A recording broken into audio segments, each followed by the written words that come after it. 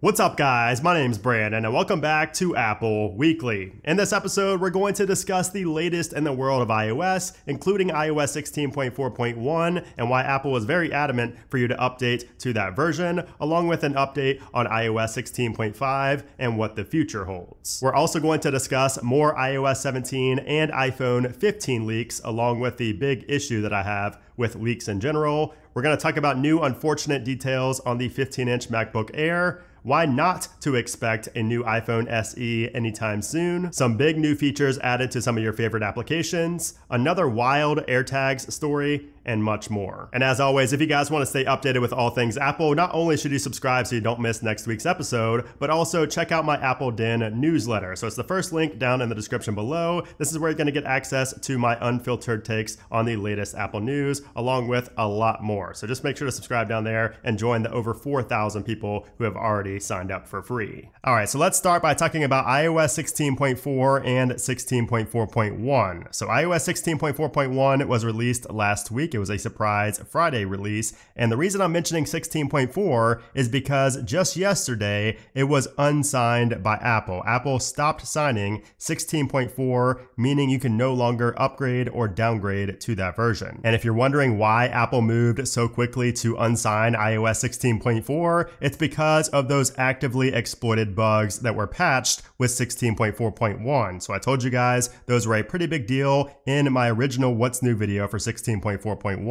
And since then, there have been multiple people in the jailbreak scene on Twitter basically just telling everybody to downgrade to 16.4 while you can, since those two bugs were pretty major. I also had a few people tell me that 16.4.1 was more adamant about getting installed than previous versions of iOS. So people are telling me they would get notifications much more than they did for previous updates. So it seems like Apple, even on the back end, was really trying to hint at users to update to 16.4.1. And that's not something I experienced, probably just because I updated on day one. But if you had that experience as well, please let me know, because I find that to be pretty interesting that Apple can kind of, give more notifications based on how severe an update is in terms of the patches in the updates. But as far as everything else in 16.4.1, everything is fine. I mean, the only issues I'm having are in music. So where it says that you're offline, turn off airplane mode or connect to Wi-Fi, when you can see I am clearly connected to Wi-Fi up there. And it does this even when I take it off of Wi-Fi. Like if I'm on my main phone and I turn on LTE, it will still show that I'm offline. So this is a bug I'm still having on both 16.4.1 and 16.5.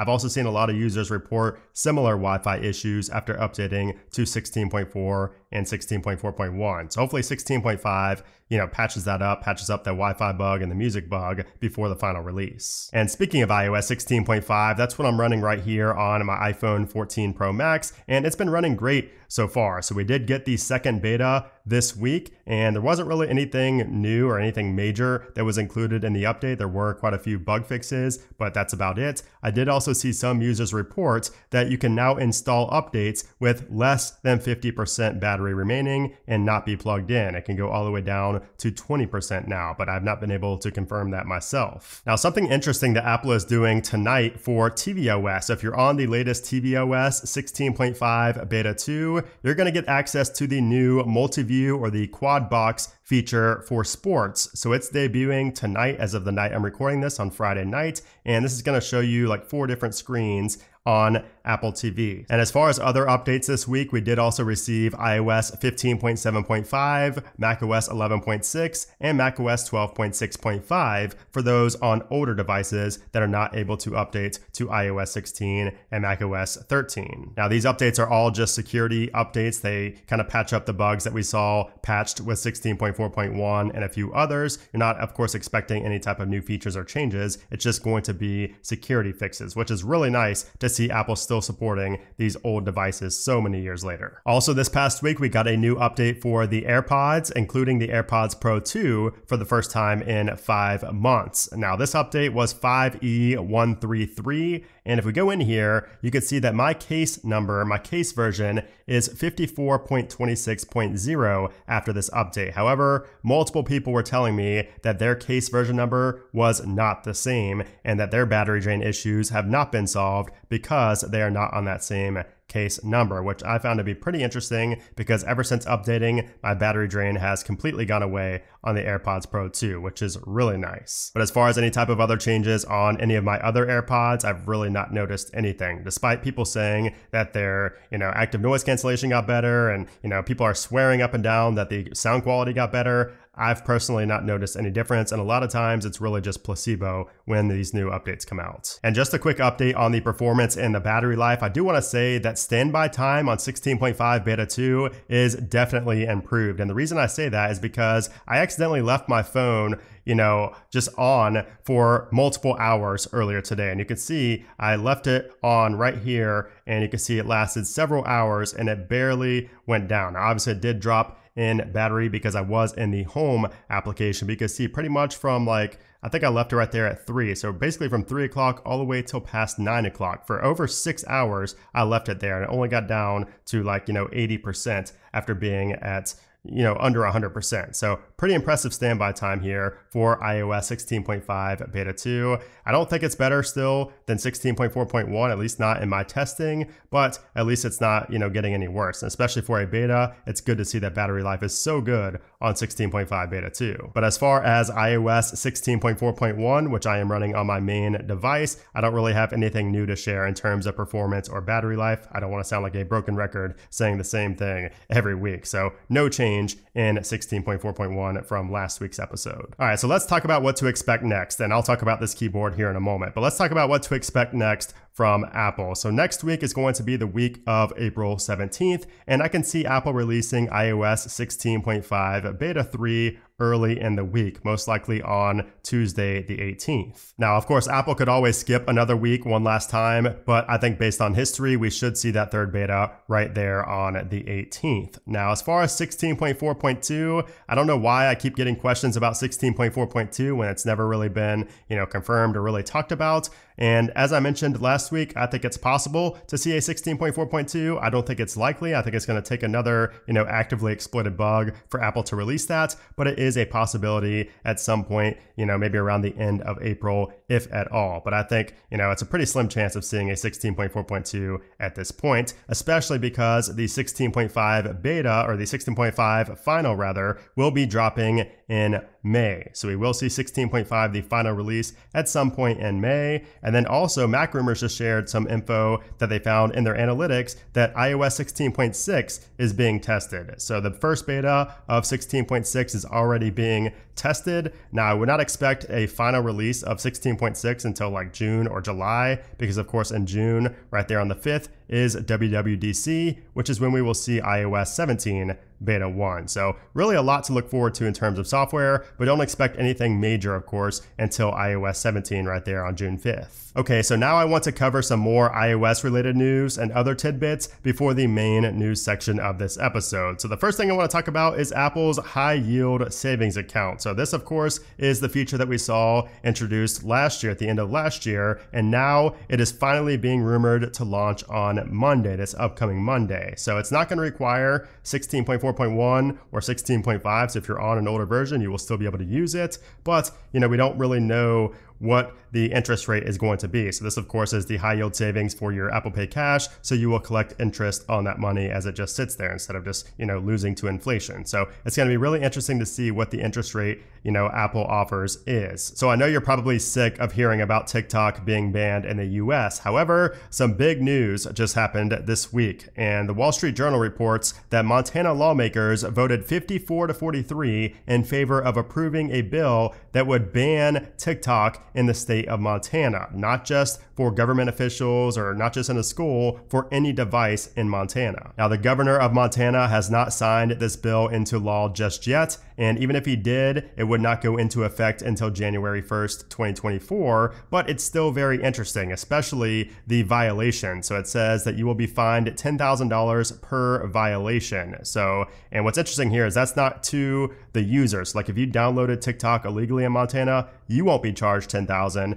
It looks like ByteDance, the company who owns TikTok, will be charged $10,000 every time somebody downloads TikTok in a banned state, which is pretty interesting. Okay, so now let's talk about my keyboard, because I know you're probably wondering, why am I using SwiftKey on my device? And the reason being is because it just got updated and it now integrates with Bing AI. So you'll see right over here, if you update your SwiftKey, you have the Bing AI little icon right there, and it comes with 3 features. So first off, you can see I'm in the Notes application and we have search. So we can actually search the web straight from any application. So if I do that, I tap on search, you can see I'm browsing the web from the Notes application, which is pretty neat. And you could also tap that button right there to switch to an image search, which is pretty interesting. And you can see I just copied something and I can just go up here and paste straight from there. So it's a really nice integration. There's also this tone tab. So if I type in, "Hi, how are you?" it's gonna tell me multiple ways to say that better. So I guess the professional way of saying "Hi, how are you?" is "Greetings, how are you doing today?" Casual is "Hey, what's up?" Polite, "Hello, how are you feeling today?" Social post, "Hey there, how's it going?"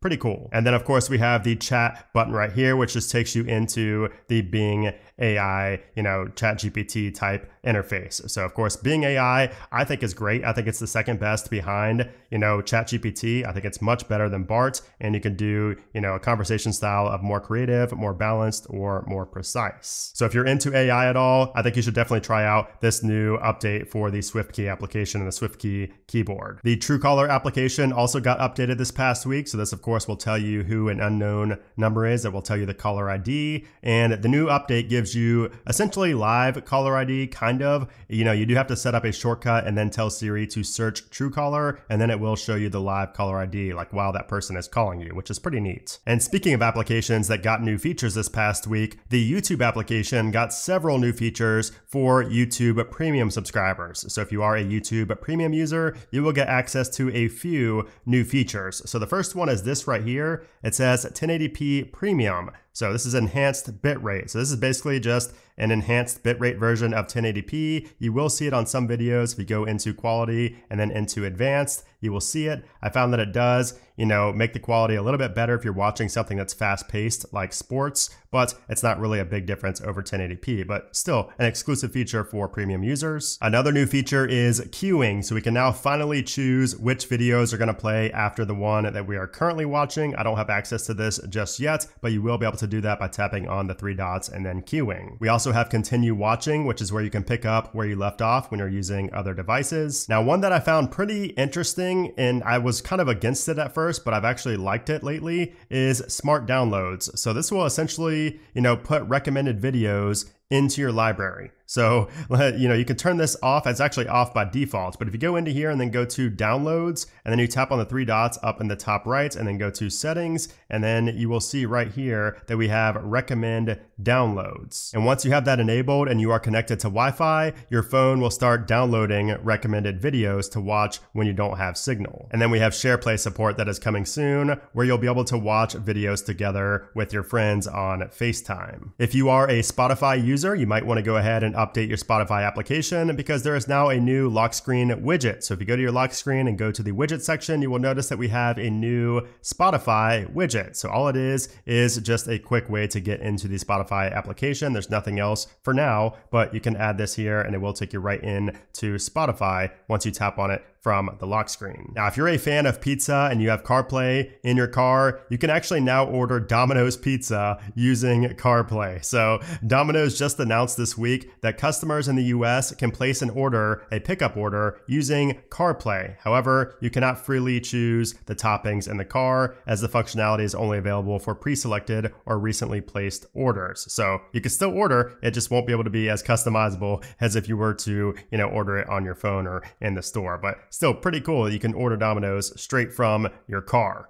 That's 2023 if I've ever seen it. A new Steve Jobs book was also released this past week. So it's called Make Something Wonderful, Steve Jobs in His Own Words. It is a completely free book. You could also get it as an audiobook. It is #1 in the top charts in the books application right now. Now, as far as iOS 17 goes, some leaks and rumors were kind of posted around online this past week. And as I've always said, and the reason I didn't make a video on this is because most of these are just simply not going to come true. I mean, software leaks are notorious for just not being true unless they are released like the week leading up to that software release, like the Worldwide Developers Conference. But nonetheless, here's a list of potentially what could be coming with iOS 17, but again, take everything with a massive grain of salt. The Control Center is said to have major changes towards UI and customization. The Dynamic Island will do a lot more than it could on iOS 16. More settings for the always-on display, more focus mode filters, notification changes, and additional options and settings. Custom accessibility settings, which we've actually seen leaked in iOS 16 code, so we already know that's coming. We thought it was going to come in iOS 16, but it looks like it may be coming in 17 instead. Active widgets are in testing, and this is going to bring one-tap buttons, sliders, and more, making widgets dynamic. Car key improvements and more car implementations into the wallet application. Health app UI changes, especially regarding favorites and health. Changes to the camera application, and it says may only be implemented into the iPhone 15 software, not just all iOS 17 devices. We also have heavily improved search and spotlight. And then of course the last one is a lot of ARKit APIs and frameworks, which of course is leading up to the AR VR headset that Apple should also be unveiling at the Worldwide Developers Conference. So again, take everything with a grain of salt. Apple can and will change things very frequently when it comes to software. It's a lot easier to change things last minute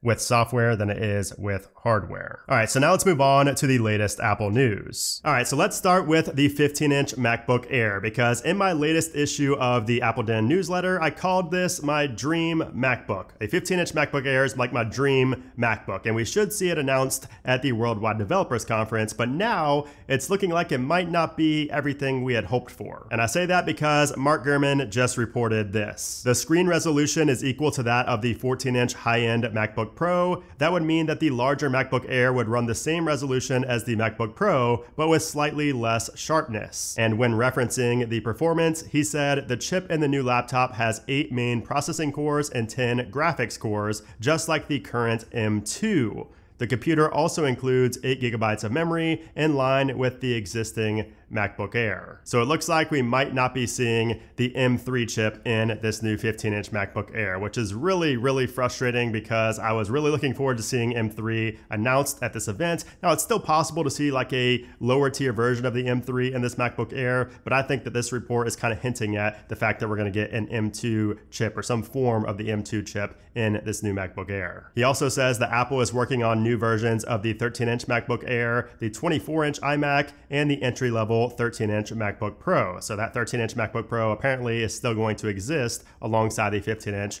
MacBook Air. So he says that, and then he also says that the next round of 14-inch and 16-inch MacBook Pros are also expected in the first half of 2024, and those will definitely include the M3 chip. Now, we also got some new details on the 27-inch Studio Display Pro, or whatever it's going to end up being called, the 27-inch mini LED display. So Ming-Chi Kuo just reported that mass production has been delayed to 2024 or early 2025. So we were hoping to see it this year, but it looks like that's not going to happen. And this is also likely due to the fact that the Mac Pro is just simply falling behind in development. It's been delayed so many times now. But at least it looks like we're still going to see that 27-inch mini LED display, because the same cannot be said about the iPhone SE 4 that so many people, including myself, were very hyped about, because we were going to see that iPhone XR style for an iPhone SE, a budget device. It was going to be really nice, but apparently that's not coming anymore. He said that the iPhone SE 4 was actually an engineering prototype to test Apple's in-house 5G chip, and that there are no plans for mass production or sales. And he followed that up by saying, I think iPhone SE 4 is not currently part of Apple's new product planning for 2024 or 2025. So yeah, if you're a fan of budget-friendly iPhones and the iPhone SE, this is really bad news. But something that might not be so awful if you are a fan of actual buttons and not haptic buttons like we have on the home button of the iPhone SE, you might be pleased to know that the iPhone 15 Pro might still have those mechanical volume buttons after all. So remember how we heard from multiple sources that the iPhone 15 Pro would have those unified volume buttons that would not be actual buttons, but they'd be the haptic buttons? Yeah, that's not happening anymore apparently, because Ming-Chi Kuo and Jeff Pu are both saying that the volume rockers will be the same as previous models, no haptic engine or anything going on there. However, the good news is that the big change to the mute switch is still on track to actually come on the iPhone 15 Pro. So this is going to be where the mute switch gets turned into a button that's going to be customizable like the action button on the Apple Watch Ultra. And I'm still just wondering how that's going to work with the mute switch being a button now. I know a lot of people are against that. I think it's pretty cool, especially if we can customize it. I think it's going to be much better and more reliable than like back tap where you tap on the back of a phone. I think pressing a button will be better and easier, but I'm also worried about, accidentally touching it when you're in your pocket, pulling it out of your pocket and things like that. So I don't know. What do you guys think about this mute button? Now let me sit back and ask you a question real quick. What do you think about the last few stories I told you? Have any of those stories had anything in common to you? Anything? Yeah, well, it's that the previous leaks, the previous rumors were just completely wrong. Things changed, things got delayed. Whatever the case, things were wrong. The rumors that we heard beforehand were wrong. Now, I know that's the nature of leaks and rumors. That's the whole fun of it, is to, speculate on something. If it doesn't happen, so what? But, that's for people who have been in this game for a while. And the problem I have with leaks right now, and I went into this in my newsletter, but is that a lot of new people, especially like new to the leaks and rumors game and things like that, they expect everything from Apple. So when they don't get everything in the leaks, they're disappointed at Apple. I'm just going to wait till the next year. I'm going to wait till the next year until they have, the quad camera setup or whatever it is, people just take these leaks and rumors way too serious, especially this far out. So, I'm going to still cover these leaks and rumors because it's fun. You guys like to see it as well. It's fun to speculate on, but take everything with a grain of salt. Like even from the most reliable people, take it from a grain of salt when we're this far out. Now, some of the things like, the mute switch and things like that, people are on the assembly line. They're seeing these products like actually being passed through the assembly line. So these things that we're hearing about are actually happening, but things do change. So just be aware of that and don't put too much expectation. Don't get your hopes up way too high for the iPhones just based on leaks that come out several months before the actual product is ready. But anyways, let's continue speculating because why not? So let's look into 2026 and 2027 when Ming-Chi Kuo says we might actually see the Apple glasses that we've been hearing about for a long time now. So this is going to come after the Apple AR VR headsets and of course after the light version of the AR VR headset, the cheaper version of that. So this is going to be kind of the evolution of the AR VR headset. It's going to turn into glasses that is actually still on track. And I remember hearing about those Apple glasses, like leaks and rumors. Oh, it's coming next year, like 3 years ago. So 2026, 2027, I think even that is kind of early. Like I honestly can't see it to like 2027 or like to 2030, honestly, at this point, because we haven't even seen the headset yet. So don't get your hopes up for that, but it is good news that Apple is still working on these AR glasses. Okay, so now we need to discuss something that's important enough for the FBI to tweet about it, and this is related to iPhones. So the FBI tweeted about the dangers of charging your phone in public. So here's what they tweeted: avoid using free charging stations in airports, hotels, or shopping centers. Bad actors have figured out ways to use public USB ports to introduce malware and monitoring software onto devices. Carry your own charger and USB cord and use an electrical outlet instead. So this has been common practice for a very long time now, like since the invention of mobile chargers. I feel like I've heard about this for so long now, but for the FBI to tweet something out like this, it tells me that there must be a big spike in cases of this happening. So there must be some type of new vulnerability that these bad actors are exploiting that's out there in the wild right now. So beware of this. It is definitely happening right now. Otherwise, they would not have tweeted that, so many years late after that's been a known thing for a while now. So tell your friends and family, especially those that are not super tech savvy, to avoid using like those little USB ports or chargers that are already out there. You bring your own, have your own cord, have your own block, and plug it into an outlet like you do at home. And then finally, you guessed it, another crazy AirTags story. Actually, two crazy AirTags stories. So last week, we got a little violent with that story. This week is not super violent, so don't worry. But anyways, this first one happened in North Carolina, where a man broke into several cars in a hospital parking lot and then decided to go into the hospital and continue stealing, this time from the nurse's break room. So he got away, nobody caught on to him until they were leaving and noticed things were stolen, and nobody contacted police officers or anything. But, and you know where this is going, thankfully a woman had an AirTag in a purse that this guy stole. And then after telling the police about the AirTag and then giving them the location of where the thief was, police tracked him to a nearby hotel where he was attempting to leave in his car. But when police started talking to him, they told the woman who was with them as well to ping the AirTag. And what do you know? The AirTag was pinging right in his back seat. Easy case. He was arrested on felony larceny charges and is facing a $30,000 bond. So it's great to see police, actually encouraging the use of AirTags nowadays and actually, using them as real evidence, because I remember when they first came out, police were not taking them serious. So it's really great to see this. Meanwhile, in California, a woman had her e-bike stolen, and after losing hope of ever getting it back because it had been a month, she somehow remembered super late that she had an AirTag on the bike. So a month after it was stolen, her and her dad confronted the thief at his own house and took the bike back without any violence. Now, unfortunately, the thief was never charged, which is just one reason you should always call the cops and not confront them, because you really never know what people are capable of these days. But still, it's good to see that an AirTag saved the day for that e-bike. And by the way, if you want an AirTag-like tracker, especially for your wallet, this little Chipolo wallet tracker is awesome. So it integrates with Find My. It works in the Find My application. Apple actually sells this in their stores. I covered this a few weeks back, and Chipolo actually sent some of these over. So pretty cool. It's a tracker that works natively with the Find My application. They even have some colorful versions of these AirTag-like trackers. So pretty cool. Check them out. Now, if you want to see more stories and opinions and curated wallpapers, check out my Apple Den newsletter down in the description below. It's also good if you're just more of a reading person. I mean, I'm a video person, so I can't imagine, reading over watching video, which is why you guys probably watch these anyways. But if you're the reading type, check out my newsletter. You may like it. It's free, really no risk. You could always unsubscribe if you don't like what I post out there. But anyways, hope you guys enjoyed this video episode of Apple Weekly. If you did, I would appreciate if you gave it a thumbs up. Also, make sure to subscribe so you don't miss next week's episode. But anyways, guys, thanks again for watching, and I'll see you soon.